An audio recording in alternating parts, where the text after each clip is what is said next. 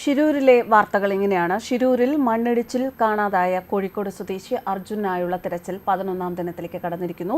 Truck കണ്ടെത്താനുള്ള ശ്രമം ഇന്നും തുടരും. പുഴയിലെ ശക്തമായ അടിയൊഴുക്കാണ് രക്ഷാപ്രവർത്തനത്തിന് കഴിഞ്ഞ ദിവസവും വെല്ലുവിളിയാകുന്നത്. മണ്ണിടിഞ്ഞ് കാണാതായ ലോറിക്കകത്ത് ഡ്രൈവർ കോഴിക്കോട് കണ്ണാടിക്കൽ സ്വദേശി അർജുൻ ഉണ്ടോ എന്ന് അതുകൊണ്ട് തന്നെ കഴിഞ്ഞ ദിവസം വൈകുന്നേരം സ്ഥിരീകരിക്കാനായില്ല. കഴിഞ്ഞ ദിവസം പകൽ തെർമൽ ഇമേജിംഗ് പരിശോധന നടത്തി പുഴയ്ക്കടിയിലെ ലോറിക്കകത്ത് മനുഷ്യ ശരീരത്തിന്റെ സാന്നിധ്യം കണ്ടെത്താനായില്ല. ലോറിയുടെ ഡ്രൈവിംഗ് ക്യാബിൻ തകർന്നിട്ടില്ല എന്നായിരുന്നു കഴിഞ്ഞ ദിവസം ഡ്രോൺ പരിശോധനയിൽ വ്യക്തമായ മറ്റൊരു സംഗതി. ക്യാബിനും പിൻവശവും വേർപെട്ട നിലയിലാണ് എങ്കിൽ പുതിയൊരു സിഗ്നൽ കൂടി കിട്ടണം. കഴിഞ്ഞ ദിവസം അത്തരത്തിലൊരു സിഗ്നൽ ലഭിച്ചിട്ടില്ല. സാധാരണഗതിയിൽ ക്യാബിൻ തകരാനുള്ള സാധ്യത വിരളമാണ് എന്നാണ് ലോറി നിർമ്മാതാക്കളും അറിയിച്ചിരിക്കുന്നത്. അപകടം സംഭവിച്ചപ്പോൾ ക്യാബിൻ ലോക്കാകുന്ന സിസ്റ്റം പ്രവർത്തിച്ചിട്ടുണ്ടാകാം. അർജുൻ വാഹനത്തിനകത്തായിരുന്നുവെങ്കിൽ ക്യാബിനിൽ കുടുങ്ങിക്കിടപ്പുണ്ടാകണം എന്നാണ് അറിയാൻ കഴിയുന്നത്. GPS വിവരങ്ങൾ പ്രകാരം അപകട സമയത്ത് ലോറിയുടെ എഞ്ചിൻ ഓണാണ്. ഇതാണ് അർജുൻ ലോറിക്കകത്തുണ്ട് എന്ന് കരുതാനുള്ള സാധ്യത. അതേസമയം ലോറി ഓഫാക്കാതെ പുറത്തിറങ്ങാനുള്ള സാധ്യതയുമുണ്ട്. അർജുൻ ലോറി നിർത്തി ചായക്കടയിലേക്ക് പോയപ്പോൾ മണ്ണിടിച്ചിലിനൊപ്പം പുഴയിലേക്ക് വീണതാകാനും സാധ്യതയുണ്ട് എന്നാണ് ചില നിഗമനങ്ങൾ വരുന്നത്. ലോറിയിലെ ഏതാനും മരത്തടികൾ കിലോമീറ്ററുകൾ അകലെയുള്ള ഗ്രാമത്തിൽ പുഴയോരത്ത് നിന്ന് കണ്ടെത്തിയതായ വിവരമുണ്ട്. 400 അക്കേഷ്യ തടികളാണ് ലോറിയിൽ ഉണ്ടായിരുന്നത്. ഈ തടിയിൽ ഡീസലിന്റെ അംശം ഉണ്ടായിരുന്നു എന്ന് നാട്ടുകാർ പറയുന്നുണ്ട്. പക്ഷേ അത് എത്രത്തോളം ശരിയാണെന്ന് സ്ഥിരീകരിച്ചിട്ടില്ല. കർണാടകയിലെ ഷിരൂരിൽ കാണാതായ കോഴിക്കോട് സ്വദേശി അർജുനു വേണ്ടിയുള്ള തിരച്ചിൽ ദൗത്യം 11ാം ദിവസമായി ഇന്നും തുടരാനിരിക്കെ ഇന്നും ശുഭപ്രതീക്ഷയിൽ തന്നെയാണ് തിരച്ചിൽ ഉദ്യോഗസ്ഥർ. സ്ഥിതിഗതികൾ വിലയിരുത്താൻ മുഖ്യമന്ത്രിയുടെ നിർദ്ദേശപ്രകാരം 2 മന്ത്രിമാർ ഇന്ന് ഉച്ചയോടെ ഷിരൂരിലെത്തുന്നുണ്ട്.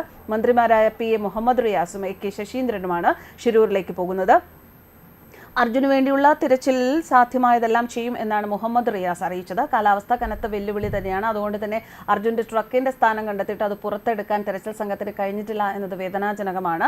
കാലാവസ്ഥ അനുകൂലമായാൽ മാത്രമേ സ്കൂബ ഡൈവർമാർക്ക് ഇന്ന് നദിയിൽ ഇറങ്ങാൻ സാധിക്കൂ. മഴ തുടരുന്നതിനാൽ നദിയിൽ ശക്തമായ അടിയൊഴുക്കുമുണ്ട്. ഇത് കുറയാൻ കാത്തിരിക്കണമെന്നും മറ്റു വഴികളില്ല എന്നുമാണ് ജില്ലാ കളക്ടർ കഴിഞ്ഞ ദിവസം വ്യക്തമാക്കിയത്. ഡ്രഡ്ജർ ഉൾപ്പെടെ എത്തിക്കാൻ കാലാവസ്ഥ തടസ്സം തന്നെയാണ്. ഇന്നു മുതൽ വരുന്ന 3 ദിവസം ജില്ലയിൽ ഓറഞ്ച് അലേർട്ടാണ് എന്നതും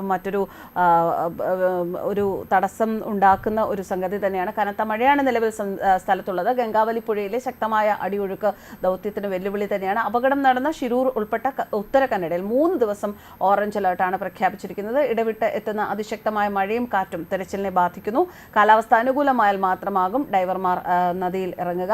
കനത്ത മഴയും നദിയിലെ കുത്തൊഴുക്ക് മൂലം ട്രക്കിന് സമീപത്തേക്ക് എത്താൻ സാധിക്കാത്ത അവസ്ഥ എന്നതും വളരെയധികം ആശങ്ക ഉണ്ടാക്കുന്നു. അതുകൊണ്ട് തന്നെ കാലാവസ്ഥ അനുകൂലമാകേണ്ടതാണ് ഏറ്റവും അത്യാവശ്യം എന്നതാണ് സംഗതി. അടിയൊഴുക്ക് കുറയുന്നതുവരെ കാത്തിരിക്കേണ്ട അവസ്ഥയാണ്. നാവികസേന അംഗങ്ങളുടെ സുരക്ഷിതത്വം കൂടി പരിഗണിക്കേണ്ടതുണ്ട് എന്ന് ജില്ലാ കളക്ടർ വ്യക്തമാക്കി. ഈ ഒരു സിറ്റുവേഷനിൽ നദിയിൽ ഇറങ്ങുന്നത് ആത്മഹത്യാപരമാണ് എന്നാണ് വിലയിരുത്തൽ. ഇന്നലെ ട്രക്കിന്റെ സ്ഥാനം കൃത്യമായി കണ്ടെത്തിയിരുന്നു. ഡ്രോൺ ഉപയോഗിച്ചുള്ള പരിശോധനയിൽ ട്രക്ക് ഉള്ളത് എന്ന് പറയപ്പെടുന്ന സ്ഥലം ലൊക്കേറ്റ് ചെയ്തിരുന്നു.